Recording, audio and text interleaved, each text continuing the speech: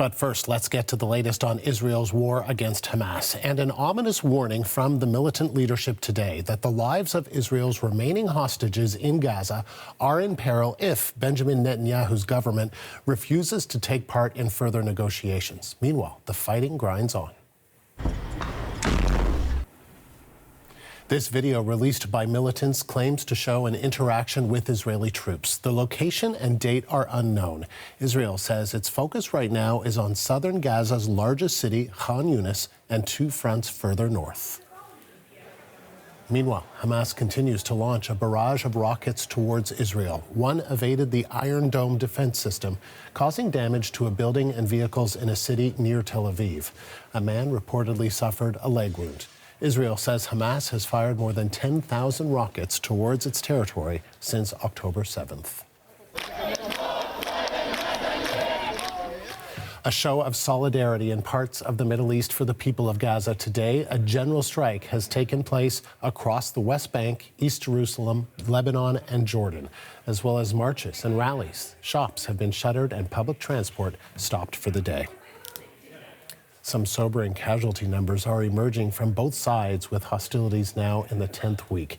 Gaza's Hamas-run health ministry says more than 18,000 people have been killed and almost 50,000 wounded since the conflict began. It's not known how many combatants may be included in that total, but the overall number of dead is up by over 500 since Saturday.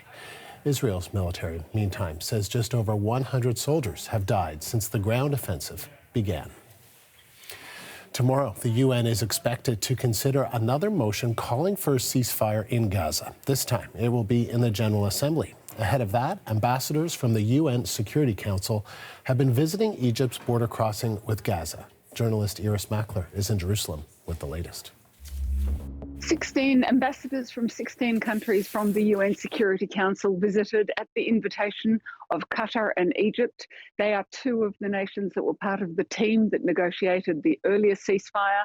Egypt, of course, also has that border with Gaza. So they came up through El Arish to Rafah. That's where the border crossing is. It's also a divided city, part in Egypt, part in Gaza. They said they were there to experience the resilience of the people of Gaza and also to see what is the problem or what is the difficulties with delivering aid, because there's no doubt there does seem to be a bottleneck.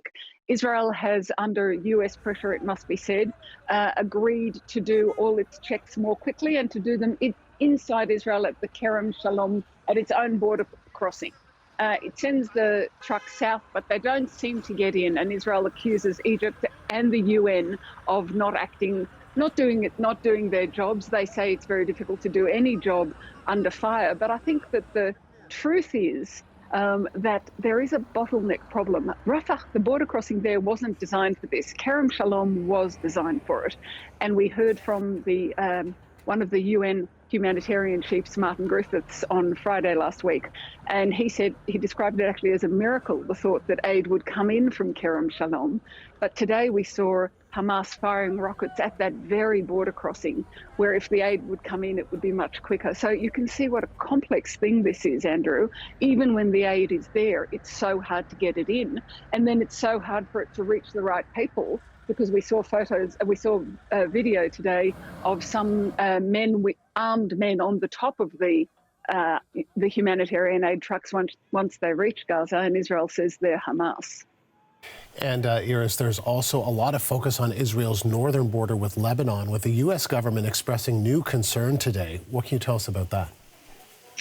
It starts, I think, with a Washington Post story about US-supplied phosphorus weapons being used by Israel in Lebanon.